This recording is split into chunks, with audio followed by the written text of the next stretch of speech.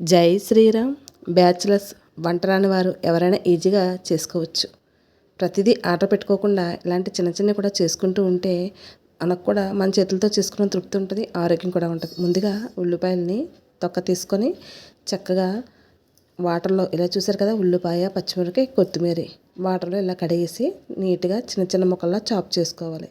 ఇది ఇలా కడిగితే ఫస్ట్గా కళ్ళు మండవు. మనకి ఉల్లిపాయలు కోసేటప్పుడు కళ్ళు మండకుండా ఉండడానికి ముందు తొక్క తీసి దానికి వాటర్లో వేసుకొని ఒక 5 నిమిషాలు ఉంచిన తర్వాత అప్పుడు కట్ చేసుకోవాలి.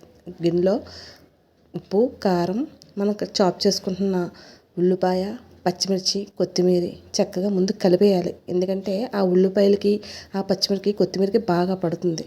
చక్కగా ఇప్పుడు మనం ఒకటి ఉంటే ఒకటి, రెండు ఉంటే రెండు, ఎన్ని కావలిస్తే అన్ని ఈ గుడ్డు వేసి చక్కగా బీట్ చేయాలి.